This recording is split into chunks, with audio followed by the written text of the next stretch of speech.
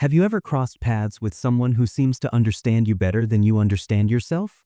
The kind of person who remembers the tiny details you mentioned in passing months ago, senses when you're upset before you've even admitted it, and offers advice so insightful it makes you rethink your entire life?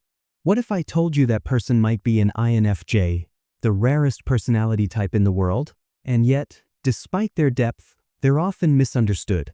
Today, we're pulling back the curtain on how ordinary people view INFJs. Why do they confuse us? Fascinate us? Frustrate us? Let's unravel the mystery, one layer at a time. 1. The INFJ Enigma. Why everyone's confused. INFJs are like rare gems. Only 1 to 2% of the population shares this personality type. Most folks have never met one, and when they do, it's like stumbling into a quiet bookstore only to discover a secret door leading to a rock concert. INFJs are full of contradictions. They're warm and approachable, yet they guard their inner world fiercely. They're wise and intuitive, but they second-guess themselves constantly. They'll listen to your problems for hours but vanish for days without explanation. To the average person, this mix of traits is baffling. Are they psychic? Secretly judging me? Or just too weird to figure out? The confusion starts here because INFJs don't fit into neat boxes. They're not the life of the party, but they're not wallflowers either. They're not cold, but they're not overly sentimental. Trying to pin them down feels like trying to catch smoke with your bare hands. Just when you think you've got them figured out, they slip away. 2. The therapist friend stereotype, more than a listening ear. If you've ever vented to an INFJ, you know they're the masters of empathy. They'll nod along as you rant about your toxic boss, ask questions that cut to the heart of your issues, and offer advice that feels like it's been tailor-made for your soul. No wonder they're dubbed the therapist friend. But here's the catch. Average people often mistake their kindness for bottomless patience. They assume INFJs love being emotional sponges, soaking up everyone's drama. What they don't see, the mental toll it takes. INFJs care deeply, but they're not endless reservoirs of emotional labor. When friends keep dumping problems without taking their advice, INFJs feel like broken records, playing the same tune, but nobody's listening.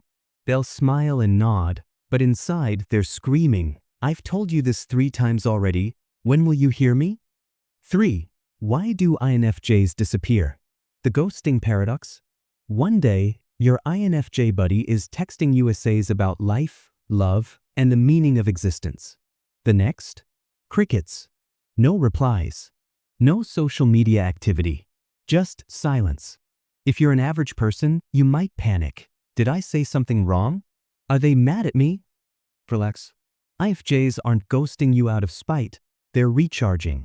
Imagine their social energy as a phone battery. After hours of listening, advising, and absorbing emotions, that battery hits 1%. To survive, they need solitude. They'll retreat to their caves, whether that's a cozy reading nook or a long walk in nature, to process their thoughts and reset. But here's where misunderstandings happen. Ordinary folks take this personally. They label INFJs as flaky or distant, not realizing it's self-preservation, not rejection. 4. The walking contradiction, label, idealist or hypocrite. INFJs are full of paradoxes. They'll preach kindness and compassion but cut toxic people out of their lives without a second thought. They crave deep, meaningful relationships but despise small talk. They're hopeless romantics who also analyze love with the logic of a chess master. To outsiders, these contradictions look like hypocrisy. How can you believe in the good of humanity but ghost someone for being rude? But to INFJs, it's all about integrity. They hold themselves, and others, to high standards. If you betray their trust or clash with their values, they won't stick around to fix you. Average people call this flaky. INFJs call it setting boundaries. 5. The too sensitive myth. Why INFJs aren't snowflakes? INFJs feel things deeply. They'll tear up at a sad movie, ache when a friend's hurting, or lose sleep over a stranger's struggles. To the average person, this sensitivity looks like fragility. Why can't they just toughen up? But here's the truth. INFJs aren't weak. They're aware. Their emotional radar picks up on subtleties others miss. A strained smile, a hesitation in your voice, the way you avoid eye contact when you're lying. This sensitivity is actually a superpower. It lets them navigate conflicts with precision, offering solutions that address the root of the problem, not just the surface drama. Mock them for crying during a heartfelt conversation, and they'll respond with emotional intelligence that leaves you speechless. 6. The workplace mirage, quiet leader or pushover. In the office, INFJs are often the quiet ones. They'll sit back in meetings, listening intently, while others dominate the conversation. Coworkers might mistake their silence for shyness or indecision. But then, out of nowhere, the INFJ drops a game-changing idea. A strategy so visionary, so human-centered, it revolutionizes the team's approach. Average people don't realize INFJs lead by influence, not authority. They're not interested in power trips or micromanaging.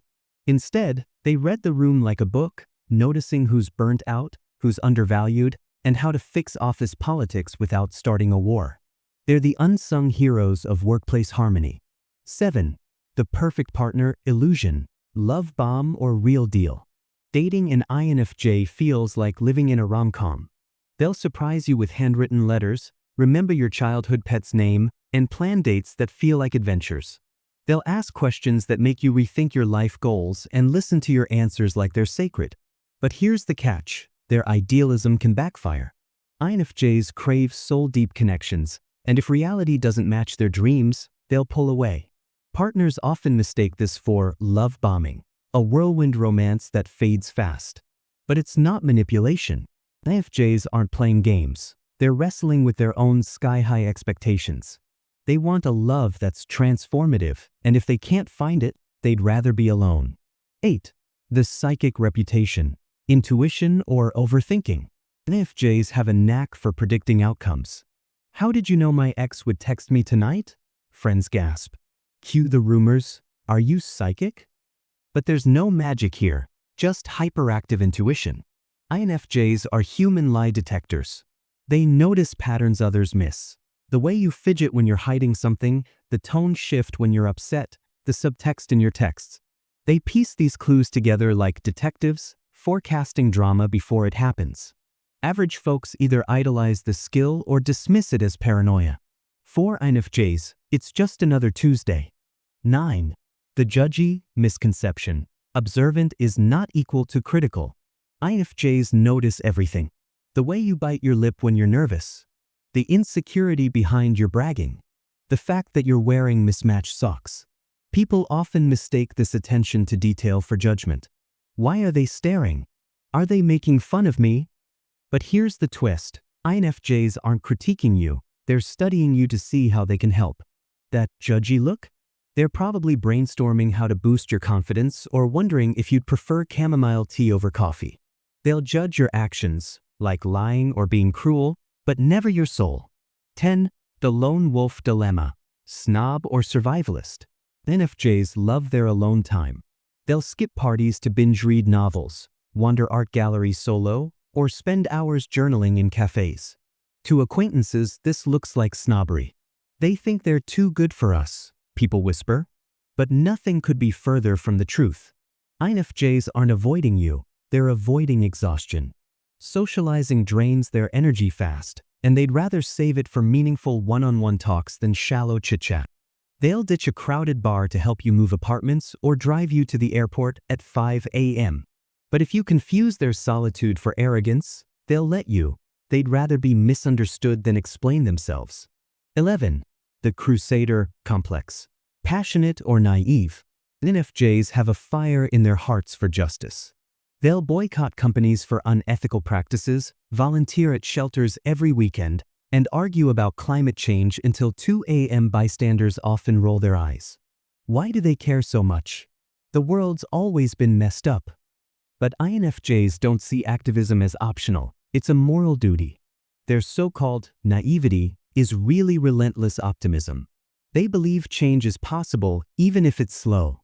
While others give up, INFJs keep chipping away, convinced that small actions add up. 12. The exhausting truth.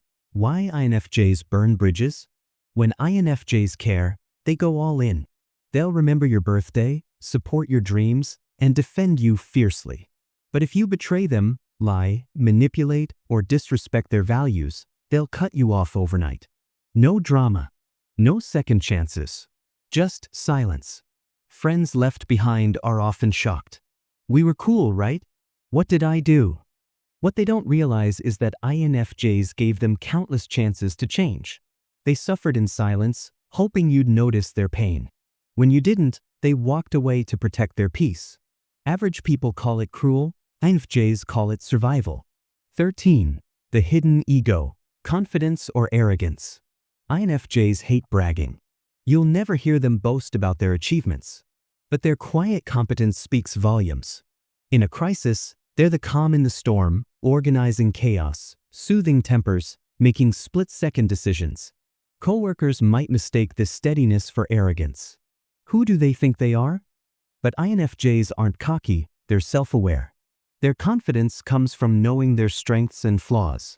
They've failed 1,000 times but learned from every mistake. That unshakable calm? It's hard-earned, not handed to them. 14. The mirror effect. Why you see yourself in INFJs? Talk to an INFJ, and you'll walk away thinking, we're so alike.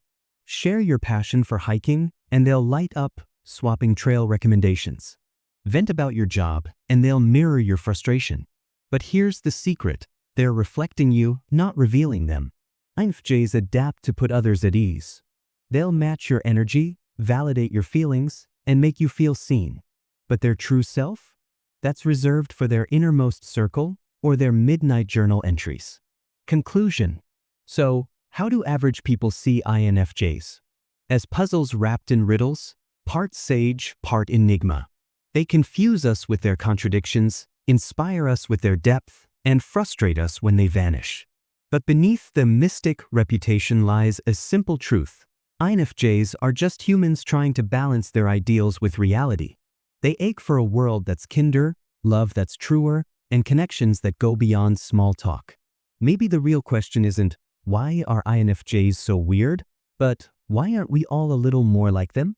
After all, in a world that often feels shallow, couldn't we use more people who care deeply, listen intently, and never stop believing in better days?